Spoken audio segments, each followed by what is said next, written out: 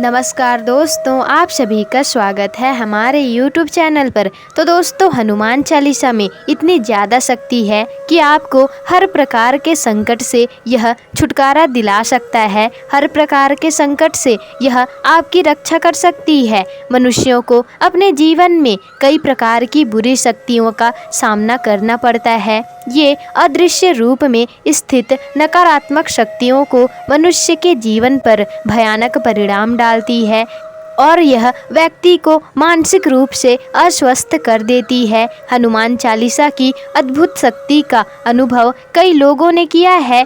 इसकी सही पठन से व्यक्ति के शरीर में सकारात्मक शक्तियों का संचार होता है और उसे हर प्रकार की बुराई से लड़ने की हिम्मत भी हनुमान चालीसा को पढ़ने से मिल जाती है। लेकिन हनुमान चालीसा पढ़ने के कुछ महत्वपूर्ण नियम भी होते हैं। इसे किसी भी स्थान पर बैठकर पढ़ने से उसकी पूर्ण शक्ति का अनुभव नहीं होता। इसलिए हनुमान चालीसा पढ़ते समय सही स्थान और सही स्थिति को ध्यान में रखा जाए तो चमत्कारिक शक्तियों का अनुभव आप कर सकते हैं। तो दोस्तों, यदि आप हनुमान चालीसा का पाठ नित्य करते हैं तो आप धीरे धीरे इसके प्रभाव को महसूस करेंगे। यदि आपके मन में बार बार बुरे ख्याल आते हैं तो आप हनुमान चालीसा का पाठ इस दिशा में बैठकर जरूर करें। इसके चमत्कारिक प्रभाव से आप महसूस करेंगे कि आपके अंदर सारी परेशानियां जो है वह धीरे धीरे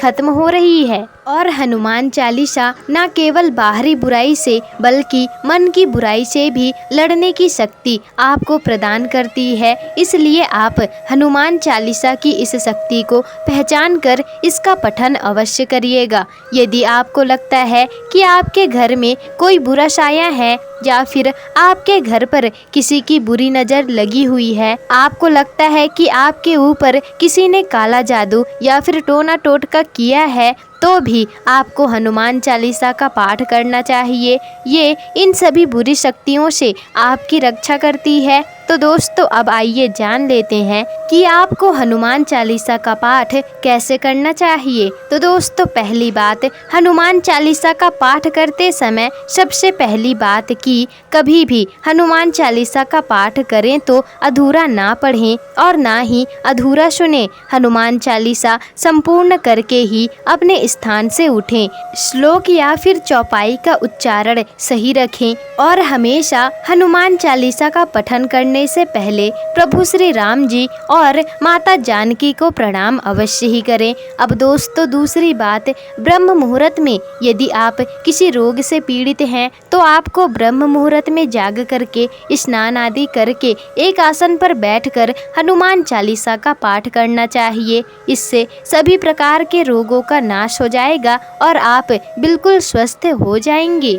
दोस्तों, अब तीसरी बात, पूर्व की ओर मुख करके ही हनुमान चालीसा का पाठ करें। यदि किसी कार्य में बार बार विघ्न उत्पन्न हो रहे हैं या कितने भी प्रयास करने पर असफलता और निराशा ही हाथ लगती है तो मनुष्य को पूर्व की ओर मुख करके 1000 बार हनुमान चालीसा का पाठ करना चाहिए। इससे आपके कार्यों में जितने भी विघ्न आने वाले होते हैं वे सभी नष्ट हो जाएंगे और आपको आपके कार्यों में सफलता अवश्य ही मिल जाएगी।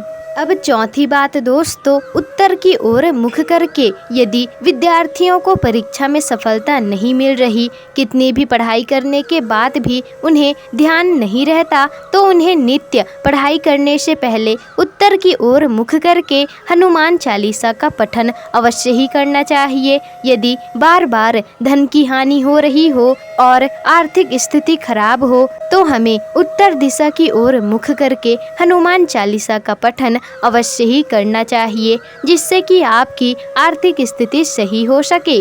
दोस्तों, अब पांचवी बात, यदि मृत्यु का भय सता रहा है, कोई शत्रु परेशान कर रहा है तो मनुष्यों को दक्षिण दिशा की ओर मुख करके हनुमान चालीसा का पाठ अवश्य ही करना चाहिए। अब छठवीं बात दोस्तों, यदि घर में कलेश है या फिर बार बार लड़ाई झगड़े होते हैं तो एक पात्र में जल भर के उसे अपने सामने रखिए और पश्चिम दिशा की ओर मुख करके हनुमान चालीसा का पाठ करें और उस जल को अपने पूरे घर में छिड़क दें। इससे घर की नकारात्मकता नष्ट हो जाएगी और परिवार में शांति भी बनी रहेगी। तो इस प्रकार से हनुमान चालीसा का पाठ करके आप अपने जीवन को धन्य कर सकते हैं। तो दोस्तों, आपको आज की इस वीडियो में दी गई जानकारियाँ कैसी लगी हमें कमेंट करके ज़रूर ही बताइएगा और कमेंट बॉक्स में जय श्री राम जय हनुमान अवश्य ही लिख दीजिएगा, जिससे कि उनकी कृपा आप पर हमेशा ही बनी रहे। और अगर वीडियो पसंद आई हो तो